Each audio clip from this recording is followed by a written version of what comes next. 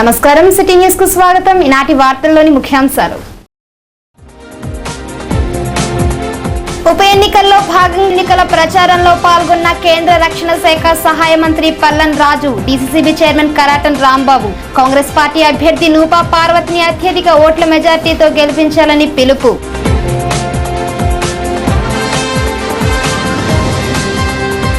జంగారెడ్డిగూడెంలోని Gayatri engineering కళాశాలలో పోలవరం ఎన్నికల polling అధికారులకు శిక్షణ కార్యక్రమం. పాల్గొన్న జాయింట్ కలెక్టర్ బాబురావు నాయుడు.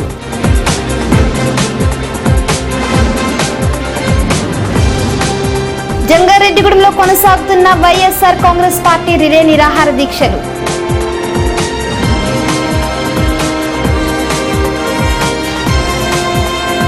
జంగారెడ్డిగూడెంలో బోసుబొమ్మ సెంటర్లో ఉన్న సుభాష్ చంద్రబోస్ విగ్రహాన్ని రింగ్ రోడ్డు మధ్యలో ఏర్పాటు చేయాలంటూ కోరుతున్న ప్రజా సంఘాలు.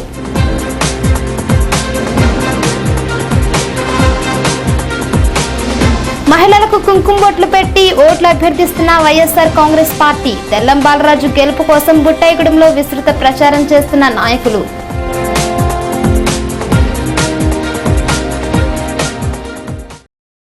పోలవరం నియోజకవర్గ ఉప ఎన్నికల సందర్భంగా మంగళవారం జంగారెడ్డిగూడెంలోని గాయత్రి ఇంజనీరింగ్ కళాశాలలో పీఓ, ఏపీఓలకు ఎన్నికల నిర్వహణపై శిక్షణ కార్యక్రమం ఏర్పాటు చేశారు. ఈ కార్యక్రమానికి 250 మంది పీఓలు, 250 మంది ఏపీఓలు జిల్లాలోని పలు మండలాల నుండి పోలింగ్ అధికారులకు ఇచ్చేశారు. కొవ్వూరు, జంగారెడ్డిగూడెం, ఏలూరు, నర్సాపురం ఆర్డీఓలు శిక్షణిచ్చారు. ఈ సందర్భంగా ఆర్డీఓ ఎన్బీవీ సత్యనారాయణ సిటీ న్యూస్ తో మాట్లాడుతూ పోలింగ్ అధికారి, అసిస్టెంట్ పోలింగ్ అధికారులు విధులను వివరించారు. ఓటర్కు ఖచ్చితంగా ఓటర్ గుర్తింపు కార్డు ఉండాలని సూచించారు. ఒకవేళ ఓటర్ గుర్తింపు కార్డు లేకపోతే ప్రతి మండలంలో 2 ఓటర్ గుర్తింపు కార్డులు ఇచ్చే సెంటర్లు ఏర్పాటు చేసినట్లు చెప్పారు. అలాగే ఈ సేవా కేంద్రంలో కూడా డూప్లికేట్ గుర్తింపు కార్డు పొందవచ్చని చెప్పారు. దీంట్లో ముఖ్యంగా ఏంటంటే రేపు 12వ తేదీన జరిగే ఎలక్షన్స్లో ఎలక్ట్రానిక్ ఓటింగ్ మిషన్ ఎట్లా ఉపయోగించాలి, అదేవిధంగా పిఓస్, ఏపీఓస్ వాళ్ళ చేసిన బాధ్యతలు ఏమిటి అనే విషయం పైన ఇక్కడ సమావేశం ఏర్పాటు జరిగింది. ప్రతి పిఓ కూడా 12వ తేదీన ఉదయం 6 గంటలకి పోలింగ్ స్టేషన్కి వచ్చి 7 గంటల నుంచి 7 గంటలన్నరలోగా మాక్ పోల్ నిర్వహించాలి with presence of the booth level ఏజెంట్స్తో. మాక్ పోల్ అయిపోయిన తర్వాత అది మళ్ళీ ఎలక్ట్రానిక్ ఓటింగ్ మిషన్లో ఏ విధమైన ముందు ఓట్లు లేవని వాళ్ళకి రుజువు చేసిన తర్వాత అప్పుడు మళ్ళీ సీల్ చేస్తాము. సీల్ చేసి 8 గంటలకి కంపల్సరీగా ఓటింగ్ స్టార్ట్ అవుతుంది. ప్రతి 2 గంటలకు కూడా పిఓస్, రూట్ సెక్షన్ ఆఫీసర్స్కి వాళ్ళు ఓటింగ్ శాతాన్ని మనకి ఇవ్వాలి. 5 గంటలకి ముగించేస్తారు. 5 గంటల వరకు కూడా చేసిన తర్వాత ఎవరైనా ఇంకా ఓటర్స్ లైన్లో ఉన్నట్లయితే 5 గంటలు దాటిన తర్వాత లాస్ట్ ఓటర్కి స్లిప్ ఇచ్చి, అంటే అక్కడి నుంచి 1, 2, 3 స్టార్ట్ చేసి వాళ్ళు ఎంతవరకు ఉంటారో అంతవరకు కూడా లైన్ అయ్యే వరకు ఉంచి అయితే క్లోజ్ చేసి మనకి ఏలూరు రిసెప్షన్ సెంటర్ తీసుకురావాలండి.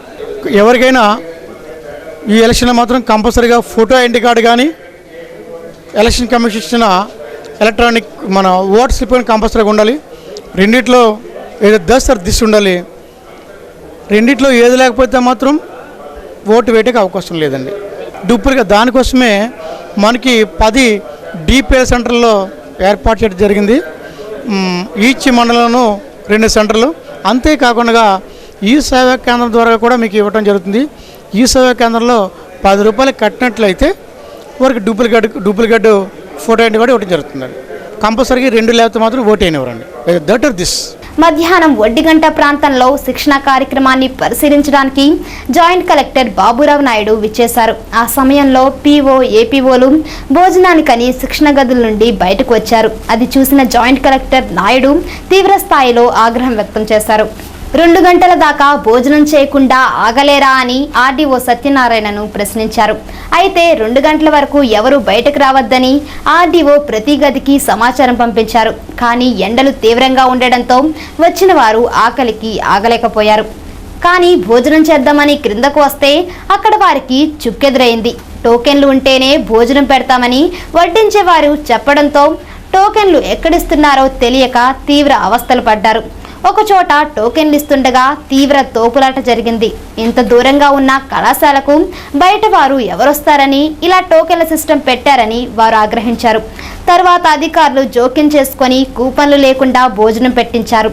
అయినా కొంతమందికి భోజనం అందలేదు.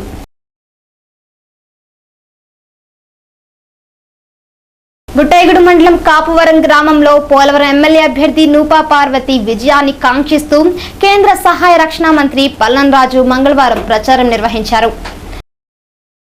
డీసీసీబీ చైర్మన్ కరాటన్ రాంబాబు ఆధ్వర్యంలో జరిగిన ఈ కార్యక్రమానికి విశేష స్పందన లభించింది. మారుమూల గిరిజన గ్రామంలో కేంద్ర మంత్రి పల్లన్రాజు పర్యటనపై గిరిపుత్రుల్లో ఆనందం నిండుకుంది. చిన్న గ్రామానికి కేంద్ర మంత్రి క్షేత్రస్థాయిలో ఎన్నికల ప్రచారం నిర్వహించడం, స్థానికుల సమస్యలు తెలుసుకోవడంపై గిరిజనులు హర్షం వ్యక్తం చేశారు. మంత్రి పల్లన్రాజు ఎంతో ఓపికగా గిరిజనులు పడుతున్న ఇబ్బందుల గురించి అడిగి తెలుసుకున్నారు.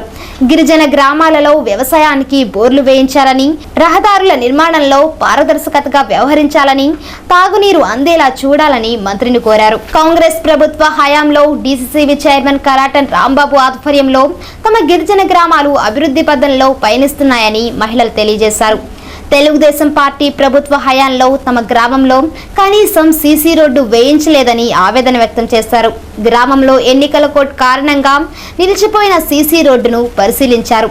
మంత్రి పల్లన్రాజు వెంట తూర్పుగోదావరి జిల్లా కాంగ్రెస్ పార్టీ అధ్యక్షులు వెంకటేశ్వర్లు, కారాటం ఉమామహేశ్వరరావు, హరిబాబు, గోపిశెట్టి శ్రీను, కె శివాజీ, ఎన్ శివ, ఎం రవివర్మ, కె విఘ్నేష్, తటవర్తి రామకృష్ణ, కరాటం సోంబాబు, రవీంద్ర తదితరులు పాల్గొన్నారు.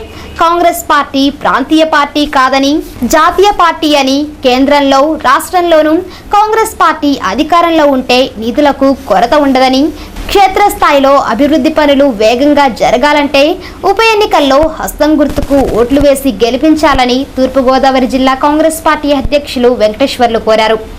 కాంగ్రెస్ పార్టీకి పెద్ద చిన్న అనే తేడా లేదని కేంద్ర రక్షణ శాఖ సహాయ మంత్రి పల్లన్రాజు సిటీ న్యూస్తో తెలియజేశారు.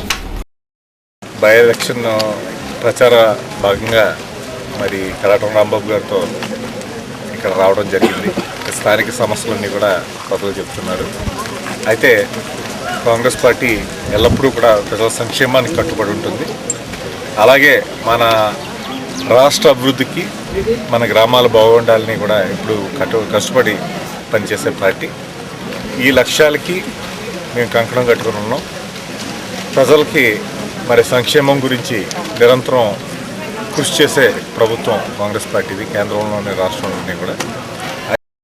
జంగారెడ్డిగూడెం పట్టణంలో బోసుబొమ్మ సెంటర్ అంటే తెలియని వారుండరు. పూర్వకాలం నుండి బోసుబొమ్మ సెంటర్లో ఏ విధమైన నిరసన తెలియజేయాలన్నా ఇక్కడే తెలియజేస్తారు.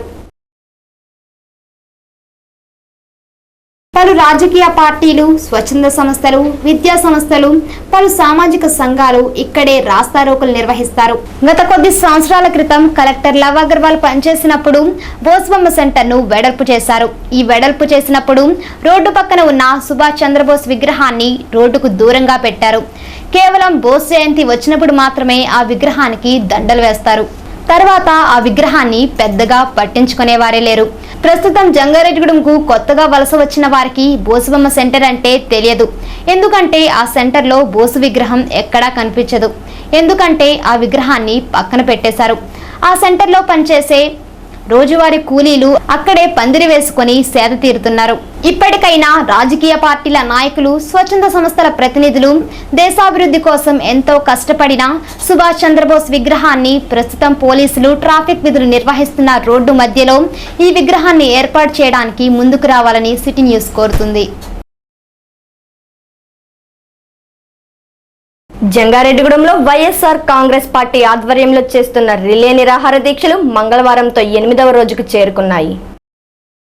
మంగళవారం తాడువై పంచాయతీ పరిధిలో ఉన్న తాడువై, మంగిశెట్టిగూడెం గ్రామాలకు చెందిన వైఎస్ఆర్ కాంగ్రెస్ పార్టీ నాయకులు, కార్యకర్తలు పల్లా గంగాధర్, సత్రం అర్జున్ రావు, వీరంకి సత్యనారాయణ, ఓరుగంటి రామ్మోహన్ రావు, శీలబోయిన శ్రీరాములు, నులకని సుబ్బారావు, మాదాసు శ్రీనివాసరావు, చందా కిషోర్, దుగ్గిరాల మోహన్ రావు తదితరులు దీక్షలో కూర్చున్నారు. ఈ సందర్భంగా మాజీ ఎంపీటీసీ సిటీ న్యూస్తో మాట్లాడారు. జగన్ గారిని అరెస్ట్ చేసిన సందర్భంగా ఈ దీక్ష, జగన్ గారిని విడుదల చేసేంత వరకు కూడా ఈ దీక్ష కొనసాగుతూనే ఉంటుంది. జగన్ గారిని కుట్రతోటి యథంతరంగా ఎదుర్కోలేక జగన్ గారిని కుట్రతోటి అరెస్ట్ చేసి ఆయన్ని జైల్లో వేశారు. జగన్ గారు విడుదల ఒక మానరు ఆయన వస్తారు. ఆయన వచ్చి కుట్ర రాజకీయం అంతా బయటపెట్టి ఆయనే సీఎంగా అవుతారు. ఇది తప్పకుండా జరుగుద్ది. ఈ కుట్ర అంతా ఏదో ఒక రోజు బయటపడద్ది. జగన్ గారే సీఎం అవుతారు. ఆ కుటుంబానికి న్యాయం జరిగేంత వరకు కూడా ఈ దీక్ష ఇలా కొనసాగుతూనే ఉంటుంది. వైఎస్ఆర్ కాంగ్రెస్ పార్టీ పోలవరం ఎమ్మెల్యే అభ్యర్థి తెల్లం బాలరాజు ఎన్నికల గుర్తు సీలింగ్ ఫ్యాన్ కు ఓట్లు వేయాలంటూ బుట్టాయిగూడెంలో మంగళవారం విస్తృత ప్రచారం నిర్వహించారు. ఏజెన్సీ నాయకులు స్వర్గీయ కరాటం కృష్ణమూర్తి మనవడు కృష్ణస్వరూప్, వైఎస్ఆర్ కాంగ్రెస్ పార్టీ బుట్టాయిగూడెం మండలాధ్యక్షులు సయ్యద్ బాబ్జీ, ఆరేటి సత్యనారాయణ తదితరులు ఇంటింటికి తిరుగుతూ వైఎస్ఆర్ కాంగ్రెస్ పార్టీ కరపత్రాలను పంపిణీ చేశారు. నాయకులు కార్యకర్తలు అధిక మొత్తంలో పాల్గొన్నారు. ఇంటింటికి తిరుగుతూ మహిళలకు కుంకుమ బొట్లు పెడుతున్నారు. కుట్రలు కుతంత్రాల మధ్య నాటకీయమైన రాజకీయ పరిణామాల కారణంగా వైఎస్ఆర్ కాంగ్రెస్ పార్టీ రాష్ట్ర అధ్యక్షులు జగన్ ను మానసికంగా హింసించడానికి ప్రయత్నిస్తున్నారని, దివంగత వైఎస్ఆర్ చేసిన సంక్షేమ పథకాలు పూర్తి స్థాయిలో అమలు కావాలంటే జగన్ ను ముఖ్యమంత్రిగా చేసేంత వరకు ప్రతి ఒక్కరూ వైఎస్ఆర్ పార్టీకి అండగా నిలవాలని ఓటర్లకు తెలియజేస్తున్నారు. ఉప ఎన్నికల్లో బాలరాజు ఎన్నికల గుర్తు సీలింగ్ ఫ్యాన్ కు ఓట్లు వేసి అత్యధిక ఓట్ల మెజారిటీతో గెలిపించాలని అభ్యర్థిస్తున్నారు. జంగారెడ్డిగూడెం ఫారెస్ట్ కార్యాలయం లోపల ఉన్న పెద్ద పెద్ద వృక్షాలపై కొన్ని పక్షులు చాలా ఏళ్ల నుండి జీవనం ఏర్పాటు చేసుకున్నాయి. పగటిపూట కాళ్ళు పైకి తల కిందకు పెట్టి ఉండే ఆ పక్షులు రాత్రిపూట మాత్రమే తిరుగుతాయి. పగటిపూట వాటికి కళ్ళు సరిగ్గా కనిపించవని కొందరు చెబుతున్నారు. రాత్రిపూట చెట్ల మీద ఆకులపైన ఉండే మంచు బిందువులను త్రాగి అవి జీవిస్తాయి. కానీ ఏ సంవత్సరం లేని విధంగా ఈ సంవత్సరం ఎండలు అధికంగా కాశాయి. దీంతో పగటిపూట చెట్లపైనే తలక్రిందులుగా ఉన్న ఆ పక్షులు ఎండ తీవ్రతను తట్టుకోలేక అధిక సంఖ్యలో పక్షులు చనిపోతున్నాయి. క్రింద పడగానే ప్రధాన రహదారి కావడంతో ఆ రోడ్డుపై వచ్చిన వాహనాలు వాటిని తొక్కుకుంటూ వెళుతున్నాయి. ఆ పక్షులు చనిపోయిన ప్రాంతంలో దుర్వాసన వెదజల్లుతుందని చెబుతున్నారు. అయితే ఆ పక్షి మాంసం తింటే పక్షవాతం వ్యాధిగ్రస్తులకు మందుగా పనిచేస్తుందని కొంతమంది గిరిజనులు వాటిని వేటాడుతున్నారు. ప్రతి సంవత్సరం చెట్లపై ఎంతో అందంగా కనిపించేవని, ఈ సంవత్సరం మాత్రమే అధిక ఎండకు తట్టుకోలేక అవి చనిపోతున్నాయని పలువురు ఆవేదన చెందుతున్నారు. సంబంధిత అధికారులు స్పందించి ఆ పక్షుల సంతతిని కాపాడాలని ప్రజలు కోరుతున్నారు.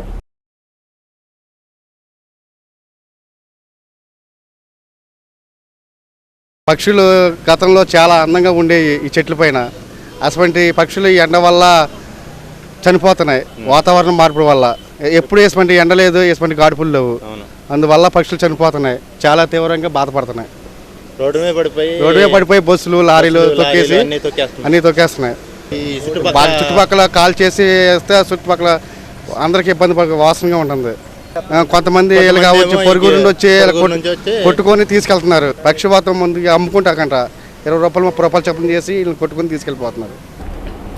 కాంగ్రెస్ పార్టీ ప్రభుత్వ హయాంలోనే అవినీతి కుంభకోణాలు జరిగాయని, అందుకే ప్రజాస్వామ్య పద్ధతిలో తమ పార్టీకి చెందిన మంత్రులపై, ఇతర పార్టీ మంత్రులపై పారదర్శకంగా వ్యవహరిస్తున్నట్లు కేంద్ర రక్షణ శాఖ సహాయ మంత్రి పల్లం రాజు అభిప్రాయం వ్యక్తం చేశారు.